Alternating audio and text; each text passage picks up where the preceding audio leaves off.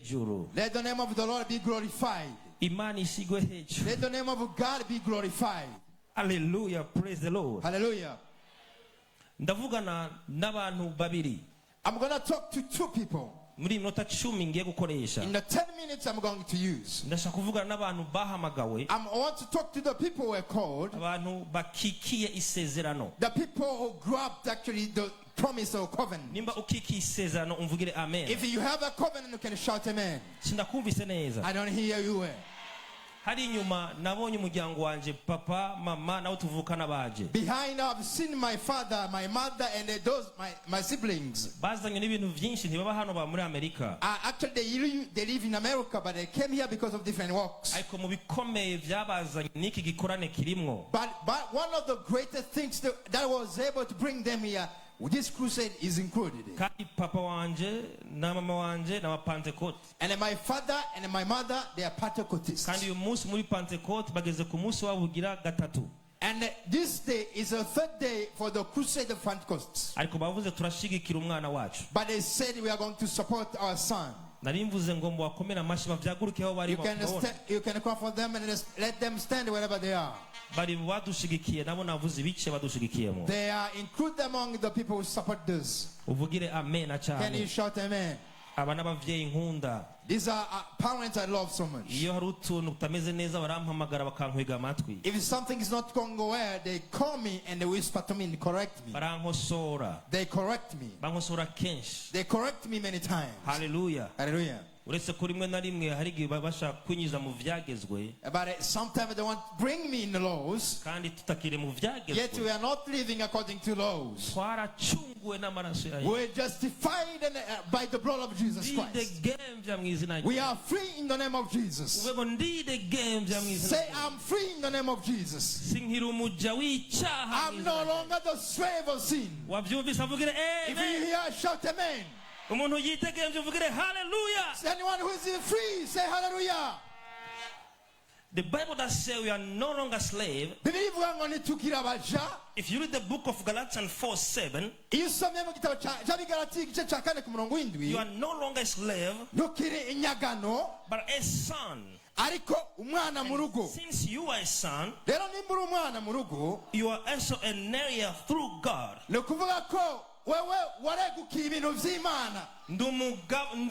Narahawe umugabane na Kristo. You are an heir of the things of God. I don't walk in the shadow of the Lord, but I walk in the grace of God. I said the grace of God is the grace of God that is upon me, and I walk upon that grace that makes me to live today. Today I'm speaking about with the Son of God. What the Christ has been looking for, what God created, and he's the heir of the things. I have the heritage. You see here, my identity is there.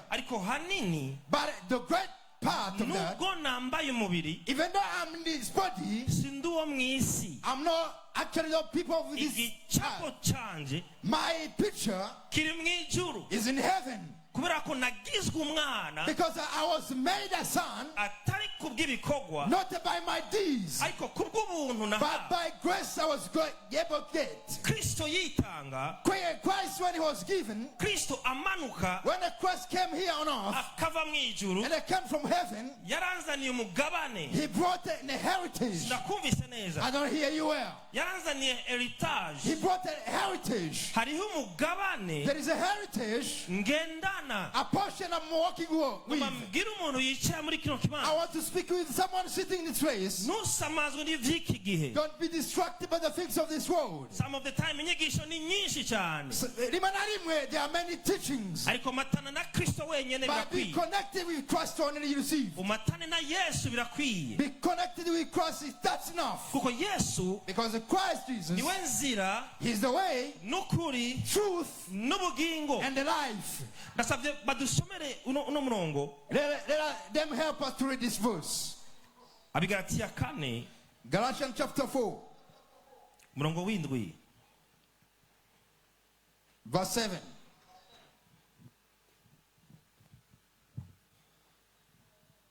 Nico gituma utakira umugurano. Ariko uri umwana wayo, kandi kuri umwana wayo uri umuragwa ubihawe n'Imana, cyangwa ubihawe n'Imana. Amen. Amen. Subiramo Peniel. Havuga ngo nico gituma ego utakira umugurano, ego ariko uri umwana wayo, ego kandi kuri umwana wayo ego uri umuragwa ego ubihawe n'Imana. Hallelujah. Amen. Umuragwa, the heir, numuragane, is the one actually who got heritage. Numuntu arindiriye umunsi. He's the one who is waiting the day wo kugabura, of sharing. Kugira ngo igihe nicyagera, when it is a due time, baze baduhe ibitwerekeye. They're gonna give us what is for us. Ariko iryo jambo ndarihindura gatonya. But I'm gonna change a little bit this word. Buriya ntiturindiriye. We are not waiting for that. Buriya turabigendana. We walk with them. Buriya ndabifise. I have already them. Burya ufise amagara meza. You have the good health. Niwo mugabane Imana yaguhaye. That's a portion the Lord has given you. Amakuru yawe, your news, your story, samakuru ya coronavirus. It's not about coronavirus. Samarira kuzuye. It's not a cry that fills you. Oh yeah. No. There is a good news we received. We are working with a new story. But they can read it for us in Colossians chapter 13.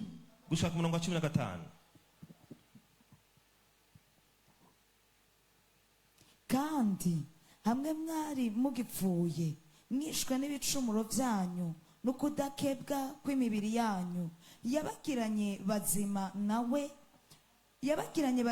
nawe imaze kuduharira ibicumuro byacu byose ihanaguye n'icete kitwagiriza kirimwe amabwirizwa caduhama igikura hagati yacu nayo ikibamba ku musaraba kandi yambuye abakuru n'abafise ububasha ibateterereza mu maso ya bose ibashorera bafashwe miri kubw'uwo musaraba. Amen. Amen. Nta kintu gikwiye kugutera ubwoba. You should not be afraid with anything. Kubera ivyari bikomeye, because what is so called great, yarabihinduye. He changed them. He made it very easy. What was chasing you, He cast them away. He took the power from them. They are no longer with power. That's the reason why you are free. Listen. There is a power we received. When he took it from the devil, he transferred it to Chitegete, so that we may manifest it out. This means any new creation has power it's working with. And that power, it is the word of God. And connected with your faith. That's the reason why today I came here to raise up that power given by God, but you did not know. But today you are able to know it. You are not for dying. Oh yeah. No. Because what was going to kill you, he took all of them away. You are free indeed. You are free. Today we're going to live here. And we're going to live we're going to literally live. And our light are going to shine. And your star will keep lightening. Because what was chasing you away, he took them away. He took them away from you. The things that crucified you, every letter that were accusing you, he turned them into two. Some of the letters say you are not able. It's impossible. You cannot prosper. You cannot live well. But he turned them into pieces. You are free.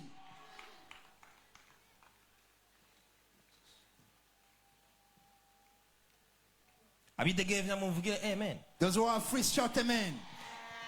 Ico gituma uyu munsi iyo uhuye n'umuntu yuzuye ubushobozi bw'Imana. That's the reason why today when you meet with somebody full of glory or power of God, bagenzi bacu bagendera mu vyagezwe vya Mose, our friend who are walking according to the law of Moses, bavuga ko si Imana na mavuta wakuye mu mahanga. they say this is not God, but this is actually the oil that you brought from abroad. En majambo kuri bo, in other words, for them, ni ukuvuga Imana idakora. You are speaking God who never performed miracles. Tugenda winengesereye gutya. And then you go sorry. Hallelujah. Hallelujah.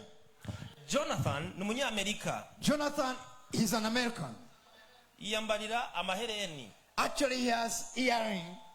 Na kibi jewe mbona. I don't see any other thing. Ariko kubera ko turi muri community igoye. But because we are in a very difficult community, namusavye ko yambura. I told him to take them off, so that he may not offend the little child in faith and salvation. kugira ngo ntaze kugwisha umwana muto mu kwizera. Hallelujah. Hallelujah. Namusavye ko yambura. And I told him to take those earrings out of his ears. Kibazo nariko ndabona. But I had not seen anything. Kibazo nikiri mu vyo yambaye. Because the issue is not actually in his clothes or what he wears. Ariko twambitswe inkomezi z'Imana. But we're able to get the power of God. Nico tuma muri kino gihe. That's why nowadays, abitwa abakristo, those called Christians, iyo bamerewe nabi mu nda canke mu magara, when they are not feeling when their stomach actually in their health, baca biruka gusuzumisha kuri bakamenyi babo ba hafi yabo. They run actually to the witch doctors nearby them. Uyo nawe akabafata agafyeta ikiganza. And this one actually is able to use his tongue in his hand. Ishano ryari mu mutwe rigeze mu mara. And they say actually the poison wasn't in your head, but it's going in your stomach. Agaca kwandikira makire y'ibikinju unywa. And they're gonna write actually the things you're gonna take, you're gonna drink. Uyo jenda mufata nka kamenyi. I call him a witch. Ariko we waribagiye inkomezi z'Imana yawe. But you forget the power of God, your God. Ari jambo twahawe. There is a word we're able to be given. Muri Mark 16. When you read in Mark chapter 16. Guhera ku murongo wa 15. From 15 gushika kuri 18. to 18. Nagomba ndakubwire wewe. I want to tell you. Nuruho gusuzumwa n'abakamenyi bo muri ayo makartier. You are not actually need to go through those witches in a court. Niwankundira kuri mugoro. If you allow me tonight, urasohokana nga izindi nkomezi. You are going out with another power. Aho n'abarungikishano. Where even those who send the poison, bari kurungukiye. When they send it to you, rihinduka amavitamini udafise mu nda yawe. It is going to change into vitamins you don't have in your body. Wavyumvise wenyene wamvugira amen. Anyone who heard me can say amen. Hallelujah. Hallelujah. Praise God. Imani ishigwe hejuru. Glory to Almighty God. Imani ishimwe. Glory to God.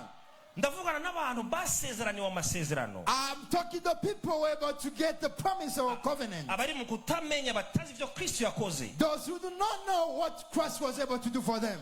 Umenya ngo hari icyo Kristo yakoze. You have to know there is something that Christ was able to do for you. Kandi yakugize umwana. And he made you a son. Uri umwana. You are a son. Muri Yohana igice cya mbere. When you read in John chapter 1. From verse 12. Avuga gute? What the Bible says. Gushaka ku murongo wa 13. To 13. Ariko abamwakiriye bose yabahaye ububasha bwo gucika abana b'Imana nibo bizeye izina ryiwe nibo batavyawe n'amaraso canke n'ukwifuza k'umubiri canke n'ukwifuza k'umugabo ariko bavyawe n'Imana. Amen. Subiramo iryo jambo. Ariko abamwakiriye bose yabahaye ububasha bwo gucika abana b'Imana nibo bizeye izina ryiwe nibo batavyawe n'amaraso canke n'ukwifuza k'umubiri canke n'ukwifuza k'umugabo ariko bavyawe n'Imana. Amen. Abantu mwavyawe n'Imana tuvuge amen. Those who were born from God say amen. Gira mugenzi wa tuwavyawe n'intama. Tell your neighbor, the one who is born from a sheep is a sheep. And the one who is born from a goat is a goat. I'm talking about those who are able to be born from the Lord Almighty God. You are so highly exalted. You are not actually from here. I don't hear you. abana bo hejuru tuvuge amena. The children of high say amen. Abo yashize hejuru tuvuge amena. Those who are lifted high say amen. Nico gituma utekeye amagara meza mu izina rya Yesu. That's why you have a good health in the name of Jesus. Nico gituma ibikwerekeye vyose n'ivy'ubwiza mu izina rya Yesu. Anything that about you is a glorious things in the name of Jesus. Abavyeyi banje mu myaka iheze narabagoye cyane. In the years ago, I was so hard to my parents. Barankwega ngo nje gusenga muri Pentecost. They used to drag me to go to Pentecostal church. N'igiti kikajako. And they were beating me even. N'inkoni zikajako. They were even beating me with the sticks. Bakankwega amatwi. And they were beating me, holding my ears. Abona amatwi yanje atangana nikora bantura gutya nk'agatwa. The reason you see my ears are not the same side. They were pulling me up using my ears. Amanje nambye ati genda wiga ivyo kubatizwa. And one day, one told me, you go and run about baptism. Nagenda ngasinzira. And when I got there, I was able to sleep. Ngenda gukina umupira. And I got to play football. Umunsi umwe arambona. One day he saw me. Ndabona ko yambonye. I saw he saw me. Ngenda mfata impuzu ona nayambuye umupira. And I took the cloth where I put it. Niruka no muri Pentecost. And I ran to Pentecost church. Kumbe yambonye. Yet he saw me. Acarambwira ati ntuzusubire kugenda. And he told me, don't go there again. Uzogenda igihe nicagera. You will go there when it is due time. Ndabona kubwira igihe kigeze. Let me tell you, when it was due time, nta numwe yankweza ukuboko. Nobody was able to drag me. Nisanzemwo. I find myself in. Vugira amen. Say amen. Hari abantu igihe cyabo cyageze. There is a people whom this is their place. Kwisanga mu bundi bwiza bw'Imana. You're going to find yourself in another glory of God. Hari abantu igihe cy'Imana kigiye kubasanga. And to some people you're going to see the self of God is going to find you where you are. Hari ubushobozi bw'Imana bugiye kugusanga. There is a power of God that's going to find you where you are. Hari ibidasanzwe bigiye kugusanga. There is a great things that are going to find you where you are. Hari ububasha bugiye kugusanga. There is a power of God that's going to find you where you are. Kino kibuga nticoroshe gukorerako. This playground, this field is not easy actually to work. To have a crusade on it. Twahuye n'ama-challenge menshi cyane. We're able to meet many challenges. Dupanga intebe duhindura tugira. We are arranging chairs and we're changing and arranging structures and those kind of things.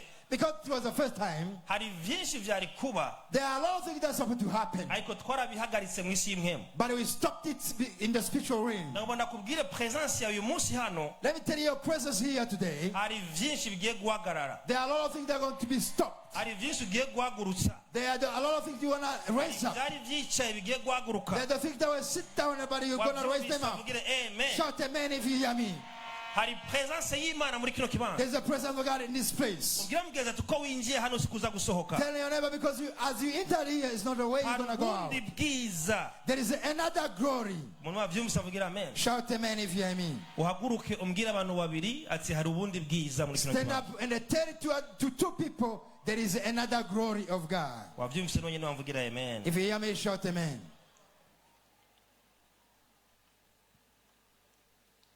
Nakurindiriye. I'm waiting for you.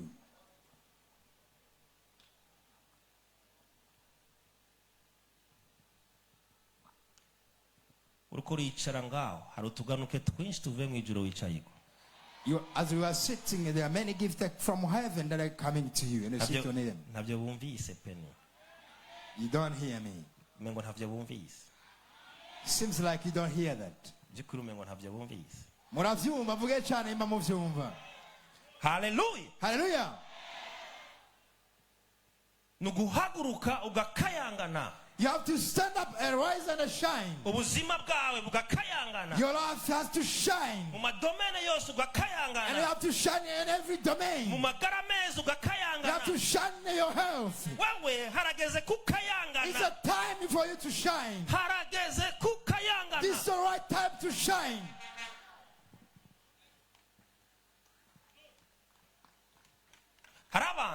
There are people here, the Lord is loading their portion. After this service, you will embrace, you will encounter your portion. There's such good news coming. Today you need to arise and shine. You stand up and shine. You stand up. Say so. Say so. Say so. Say so. Say so. Say so. Your time to shine up has come. If you hear me shout amen.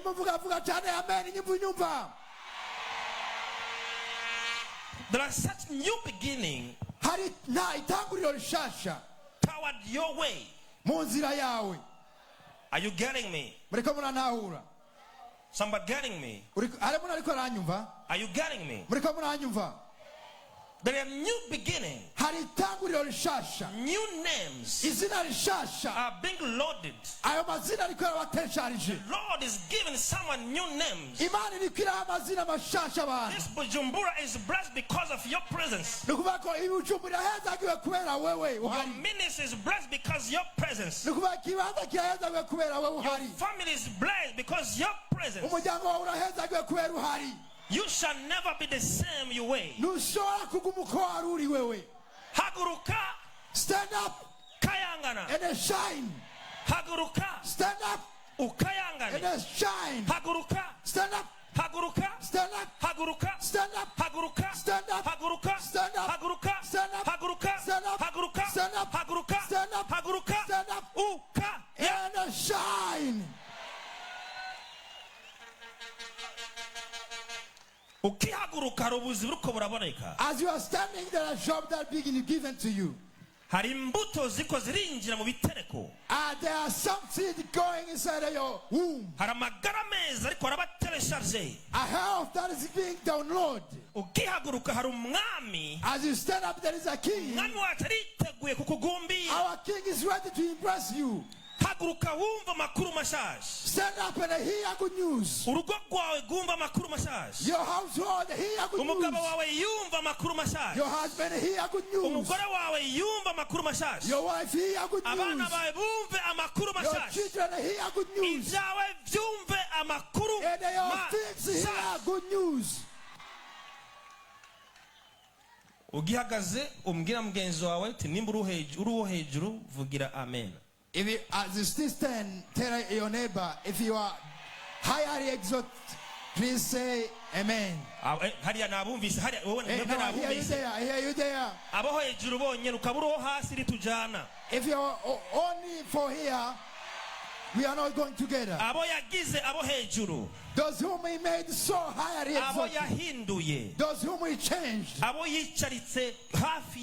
Those whom he brought near him.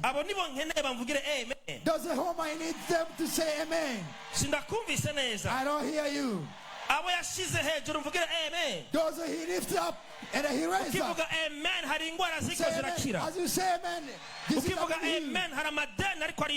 as you say amen, at the depth of amen, as you say amen, the one who despises you. As you say amen, the ways up and down. As you say amen, demons are being bound. Demons are freeing. As you say amen, a chain are losing. And as you say amen, great things are done. As you say amen, there's a voice of a higher one. And as you say today you are responding. Today you are answered. Today you are answered. Today your portion is downloaded. In the name of Jesus. This is the time. Tell your neighbor.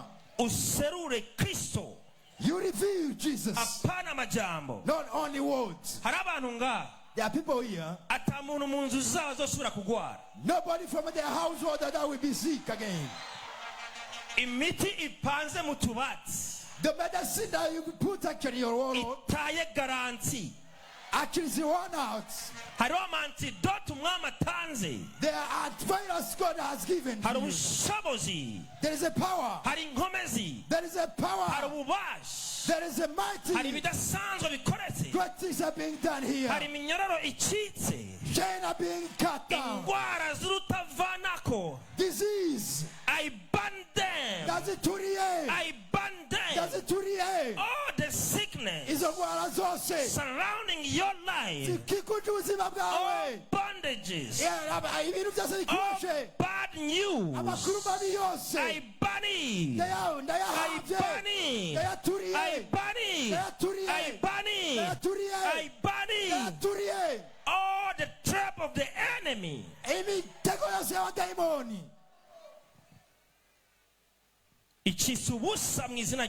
Become useless in the name of Jesus. Become useless in the name of Jesus. Become useless in the name of Jesus. Lift up your hands. If there is a witch doctor that has been witching you, and it's been so long, and it started from your parents, and it have started from your ancestors, if he is alive or not, I send an announcement wherever you were born from or in the right now, let those evil spirits shout out and leave. Let all evil spirits leave you. Every spirit from the body go. The spirit of madness go. The evil spirit from our ancestors go. I command. I command. All the spirit of madness that followed him. The poison of